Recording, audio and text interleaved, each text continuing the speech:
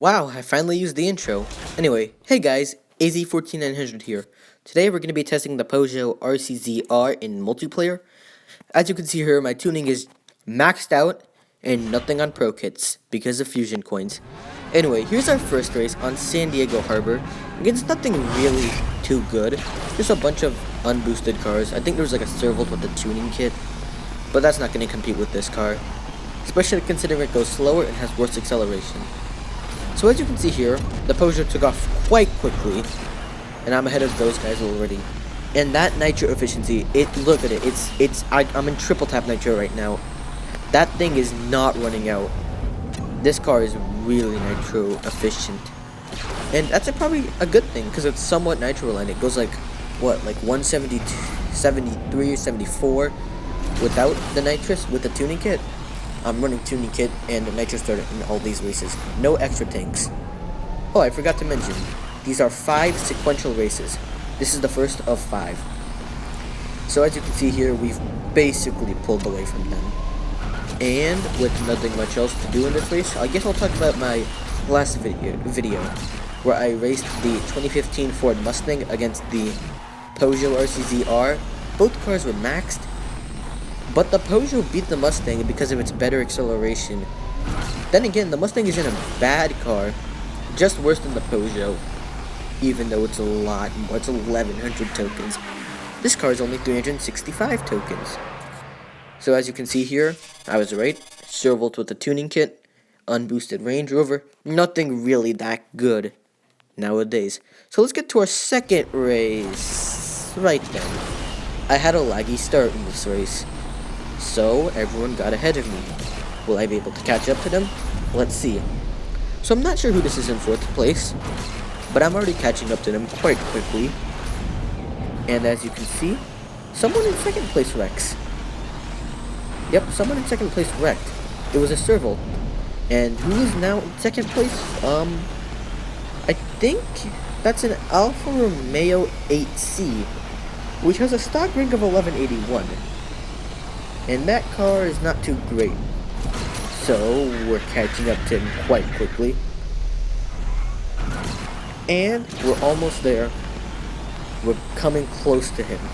The Servolt is behind us too. Not a good thing, but we are starting to lose him.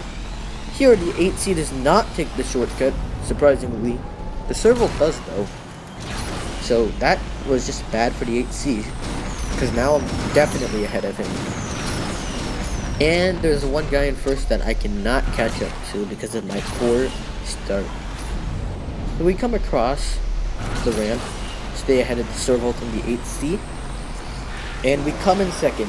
Now, because of our laggy start, we lost to something kind of embarrassing. A Servolt with only a nitro starter. At least my rating still went up. I mean, I'm in Champion League racing a bunch of amateur players, so I should be glad it went up. Here in this race, we have a Max Pro F-150 with a nitro starter. Yeah, I'm not getting that much good competition. Maybe it's because this car's rank is quite low. It's like 1160.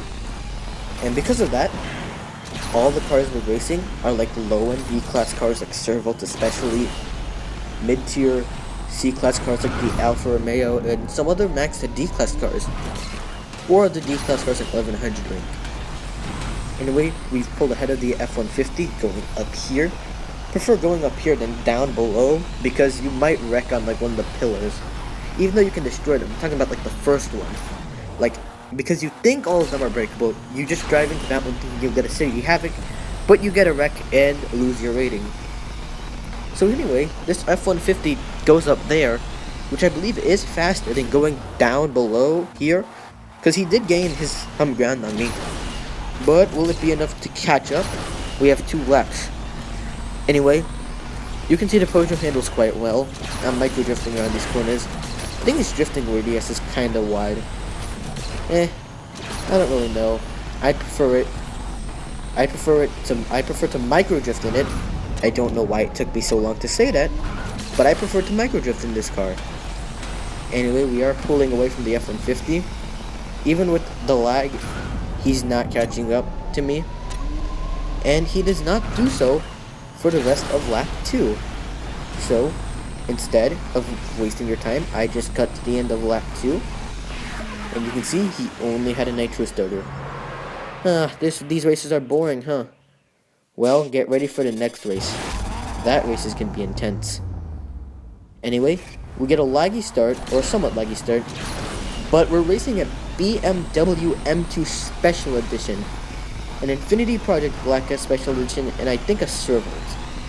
Anyway, someone wrecked there. But the M2 is ahead of us, and we are keeping up with him too. As you can see here, we are catching up to him a little bit. And with this car with good nitro efficiency, we might be able to catch up. Anyway, the lag kicks in here, but when I do get out of lag, you'll see we caught up to him pretty closely, as you can see here. And this is basically where I passed him, because he goes up that way instead of going this way to the cave, which, just so you know, going up there is slower. Had he come down here, he would have still been ahead. I think something to do with that upper route being slower is because you have to do the jump and then the 2 turns. I think it's better in cars that have bad drifting, like the Camaro or and whatnot. But as you can see here, this route is definitely faster. Because sure, he got there by the time we got here, but now we're ahead of him instead of behind him. So we are going to be an M2 Special Edition, I guess. Nice. But my phone says no. Lags. The M2 SE gets ahead, but I say I won't give up. And I take this turn really sharp. I get right next to the M2 Special Edition, and he just rams me into the wall. Thankfully, no one else was behind us, so we get second in this race, behind the triple boosted M2 Special Edition and a bunch of unboosted Servals and Infinities. Guess who we're beating in this race? Mr. BMW M2 Special Edition. So as you can see, we accelerate faster than the Servals, but not as fast as him. Lag kicked in, but as you can see here, he tries to push me to the wall, but I knew he was going to do that. So I micro drift into him, so he can't do that. And now we're ahead of him. See? Sometimes doing the same technique over and over again on another player can make them learn something about your driving style. As you can see there, I learned that he was going to ram me to the wall, and then I micro drifted into him, and now he cannot do that, because now he's behind us. He's also triple boosted. I don't need to run triple boost in this car, because, as I already said, that nitro efficiency is really, really good. But he is staying there, or is he? Yeah, he took some of these turns badly, and we got more ground on him. Not good for him, but really good for me. Then again, he's in Challenger League, I'm in Champion League, so he should still be able to benefit from my rating. But yep, with this new ground on him, will he be able to catch up for the second lap? We'll just have to see. As you can see here, we hit the wall, the invisible wall. Nitro is not running out at all. It's running out very slowly. We go up the ramp, get more nitro. If you're really good with your nitro, and you drive this car, you might be able to last the entire race, like an entire 1-lap race. Maybe not a 2-lap race, but a 1-lap race you might be able to, like a 1-lap Nevada or something like that.